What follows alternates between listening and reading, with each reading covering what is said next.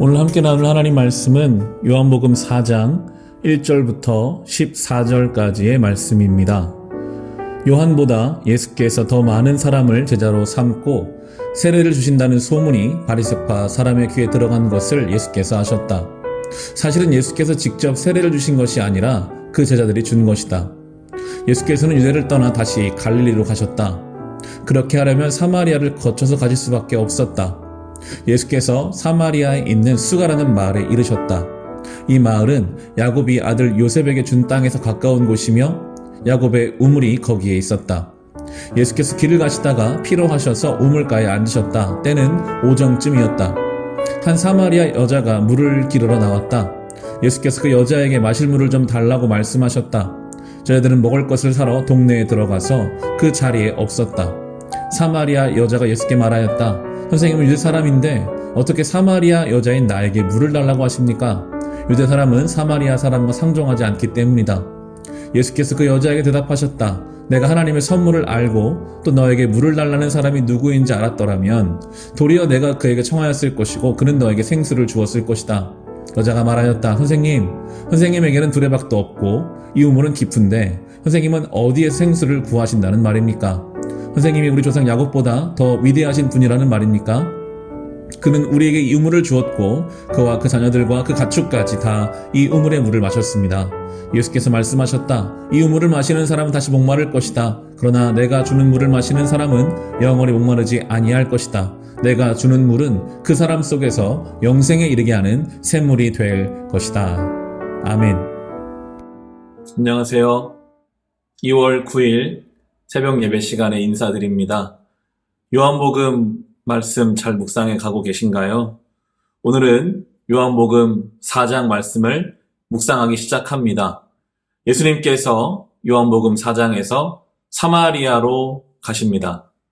사마리아에 가지 않으셔도 될 것 같은데 사마리아에 있는 그 여인을 만나시기 위해서 또 이 여인과 같이 영적으로 부정하다고 여겨지는 사마리아 성읍을 구원하시기 위해서 예수님께서는 사마리아를 향해 가주셨습니다. 예수님이 사마리아에서 이 여인을 만나주시는 이 장면이 마치 죄인된 저의 인생에 찾아와 주신 예수님의 발걸음과 연결이 되어서 이 모습이 참 은혜가 되고 감사한 마음으로 4장을 시작하게 됩니다. 오늘 4장의 6절과 7절 말씀을 보시면 야곱의 우물이 거기에 있었다.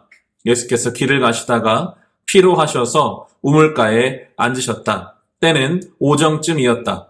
한 사마리아 여자가 물을 기르러 나왔다. 예수께서 그 여자에게 마실 물을 좀 달라고 말씀하셨다. 아멘. 예수님께서 피로하셨다라는 말이 피곤하셨다라는 말이 나오고 예수님이 앉으셨다라는 말도 나오고 예수님이 물을 달라고 하셨다라는 말이 나옵니다. 예수님께서는 우리의 피곤함을 몸소 체험하셨습니다. 그래서 우리의 인생의 피곤함을 주님께서는 아십니다. 우리의 서 있지 못하고 앉고 싶은 그 지침을 주님이 아십니다. 우리의 목마름을 주님이 아십니다. 그래서 이 여인을 가장 피곤하고 가장 목마르고 서 있기가 힘든 이 여인을 예수님께서는 찾아가서 오늘 만나주고 계시는데요. 아무도 없는 이 우물가에 예수님과 함께 독대하고 있는 이 여인은 예수님과의 만남을 통해 삶의 변화를 경험하게 됩니다. 우리의 인생이 달라지는 시점이 바로 여기에 있습니다. 우리의 피곤하고 목마르고 서 있기조차 힘든 우리의 인생이 언제 새로워지는가? 우리도 우리의 인생의 우물가에 찾아와 주신 예수님을 개인적으로 독대할 때 우리의 삶에도 변화가 시작될 수 있습니다.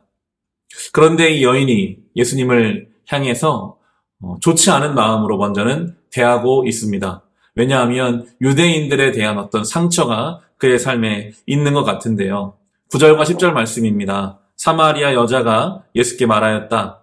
선생님은 유대 사람인데 어떻게 사마리아 여자인 나에게 물을 달라고 하십니까? 유대 사람은 사마리아 사람과 상종하지 않기 때문이다. 예수께서 그 여자에게 대답하셨다. 내가 하나님의 선물을 알고 또 너에게 물을 달라는 사람이 누구인지를 알았더라면 도리어 내가 그에게 청하였을 것이고 그는 너에게 생수를 주었을 것이다. 아멘. 참 중요한 영적인 원리가 여기에 나오고 있습니다. 우리는 오늘을 살지만 지난날의 여러 가지 감정, 사건, 상처와 아픔 때문에 오늘의 영향을 받으면서 삽니다. 아마도 이 여인은 유대 사람들에 대한 또 남자에 대한 어떤 상처, 아픔을 가지고 있었던 것 같습니다. 그래서 예수님을 만났음에도 불구하고 이 예수님이 어떤 분이신지도 모르고 그저 지난날의 상처 때문에 이 유대인이고 남자인 예수님에 대해서 물 한 동이를 떠주기가 싫은 마음을 지금 보이고 있습니다. 때로 우리는 그럴 때가 있거든요. 지난날의 내 인생의 상처가 억울할 때가 있고 나를 아프게 한 사람에 대한 어떤 보상 심리가 있습니다. 그들을 향해서는 물 하나 그냥 떠주기가 싫을 때가 있죠.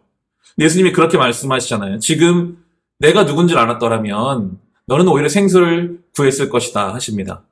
이것이 신앙의 신비입니다. 오늘 우리가 정말 예수님 앞에 우리의 구주요, 우리의 생명의 근원 되시는 예수님 앞에 있다는 것을 안다면 우리는 지난날의 상처와 아픔 때문에 오늘 거기에 매여서 어떤 것을 못하는 사람들이 아니라 더 예수님께 의지해서 지난날의 상처를 채우고도 넘치는 그 은혜를, 생명수를, 생명의 근원을 예수님께로부터 구하게 되고 경험하게 될 것이기 때문입니다. 성경은 우리에게 오늘을 해석해주고 있거든요. 오늘 우리는 고린도후서 6장 2절을 보면 하나님께서 말씀하시기를 은혜의 때에 나는 내 말을 들어주었다. 구원의 날에 나는 너를 도와주었다 하셨습니다. 보십시오. 지금이야말로 은혜의 때요.